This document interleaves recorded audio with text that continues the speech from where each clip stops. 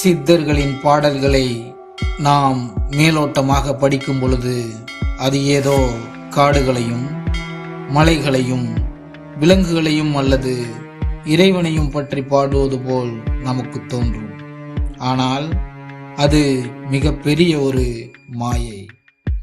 மனித குலத்தின் மிக சிறந்த மருத்துவ ரகசியங்களை சாதாரண மனிதர்கள் புரிந்து கொள்ள முடியாதபடி ஒரு இரும்பு பெட்டிக்குள் வைத்து பூட்டினார்கள் சித்தர்கள்.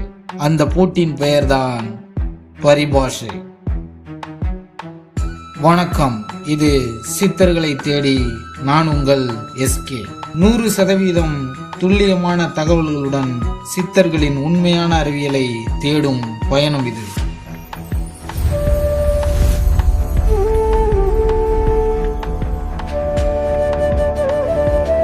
தகுதியற்றவர்களின் கைகளிலும் வியாபார நோக்கமுள்ளவர்களின் கைகளிலும் தங்களுடைய மகத்தான மருத்துவ அறிவியல் கிடைத்துவிடக் கூடாது என்பதற்காக அகத்தியர் உள்ளிட்ட அனைத்து சித்தர்களும் தங்கள் மருத்துவ குறிப்புகளை குறியீடுகளாகவே எழுதினார்கள். இன்று அகத்தியரின் அப்படிப்பட்ட ஒரு பாடலைத்தான் நாம் தெளிவாக ஆராயப் போகிறோம். ஒரு பாடலுக்குள் ஒட்டுமொத்த மனித உடற்கூறியலையும் ஒரு சாதாரண சமையலறை பொருட்களுக்குள் மாபெரும் மருத்துவத்தையும் அகத்தியர் எப்படி மறைத்து விட்டார் என்பதை அடுத்த 15 நிமிடங்களில் நீங்கள் முழுமையாக உணரப்போகிறீர்கள். அண்டத்தில் உள்ளதே பிண்டம், பிண்டத்தில் உள்ளதே அண்டம், அண்டமும் பிண்டமும் ஒன்றே அறிந்துதான் பார்க்கும் போதே. இந்த வரிகளை நீங்கள் பல ஆன்மீக சொற்பொழிவுகளில் கேட்டிருக்கலாம். அதாவது, உலகத்தில் இருப்பதுதான் மனித உடலிலும் இருக்கிறது என்று. இதற்கு ஒரு மேலோட்டமான தத்துவ விளக்கம் சொல்லப்பட்டு வருகிறது. ஆனால் நான் முன்பே சொன்னது போல இது வெறும் தத்துவம் அல்ல. இது 100% தூய்மையான உடற்கூறியல் மற்றும் வேதியியல் குறித்த தெளிவான சித்தர்களின் அறிவு. நாம் நமது பூமியை எடுத்துக்கொள்வோம். நிலம், நீர், நெருப்பு, காற்று, ஆகாயம் என்ற பஞ்சபூதங்களால் ஆனது இந்த அண்டம். அகத்தியர் மருத்துவ அறிவியலின்படி அதே பஞ்சபூதங்கள் தான் மனித உடலான பிண்டத்திலும் வேலை செய்கின்றன. இதை நவீன அறிவியல் என்ன சொல்கிறது என்று தெரியுமா? நிலம் நமது உடலில் மாமிசம், எலும்புகள் மற்றும் தாதுக்கள் ஆகியவற்றை நிலத்துடன் ஒப்பிட்டு பார்க்கிறார்கள். நீர் நமது இரத்தம், உமிழ்நீர் மற்றும் உடலில் சுரக்கும் அனைத்து திரவங்களையும் நீருடன் ஒப்பிட்டு பார்க்கிறார்கள். நெருப்பு நமது உடலின் உஷ்ணம் மற்றும் செரிமான சக்தியை நெருப்புடன் ஒப்பிட்டு பார்க்கிறார்கள். காற்று நாம் சுவாசிக்கும் ஆக்சிஜன் மற்றும் நரம்பு மண்டல ஓட்டம் ஆகியவற்றை காற்றுடன் ஒப்பிட்டு பார்க்கிறார்கள். ஆகாயம் நமது உடலின் உள்ளே இருக்கும் வெற்றிடங்கள் மற்றும் மனம் ஆகியவை ஆகாயத்துடன் நவீன அறிவியல் ஒப்பிட்டு பார்க்கிறது. இதனை சித்தர் அகத்தியர் பல்லாயிரம் ஆண்டுகளுக்கு முன்பே இதைதான் சொல்லிவிட்டு சென்றிருக்கிறார். நமது பிரபஞ்சம் எவ்வாறு இயங்குகிறதோ அதே விதியில்தான் மனித உடலும் இயங்குகிறது என்று. இந்த அண்டமும் பிண்டமும் ஒன்றுதான் என்பதை நீங்கள் அறிந்து பார்க்கும் பொழுது அங்குதான் உண்மையான மருத்துவம் என்பது தொடங்குகிறது என்கிறார் குருமுனி அகத்தியர்.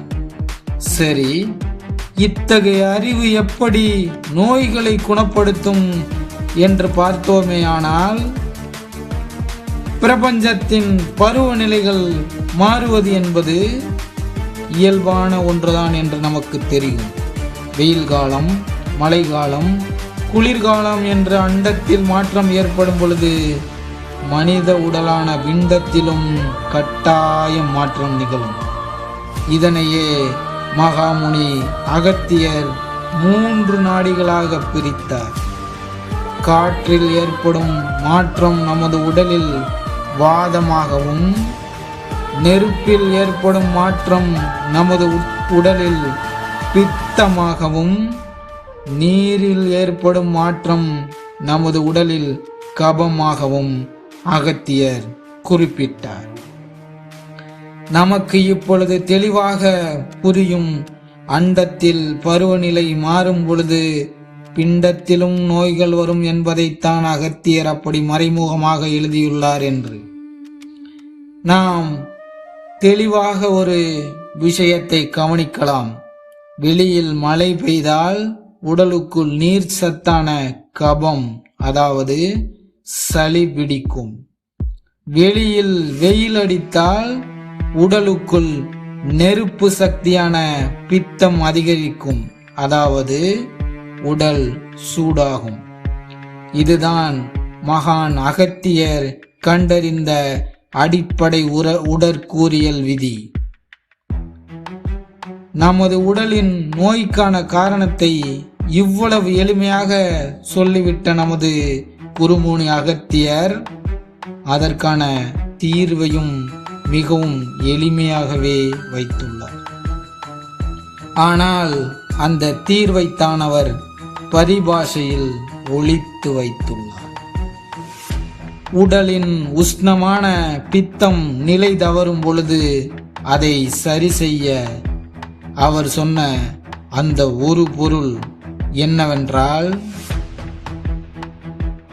நாம் சமையலறையில் பயன்படுத்தும் மிகவும் சாதாரண ஒரு பொருளாக நாம் கருதும் சீரகம், இதை ஒரு மளிகை பொருளாகவும் உணவில் வாசனைக்காகவும் சேர்க்கப்படும் ஒரு விதையாக மட்டும் நாம் பார்த்து கொண்டிருக்கிறோம்.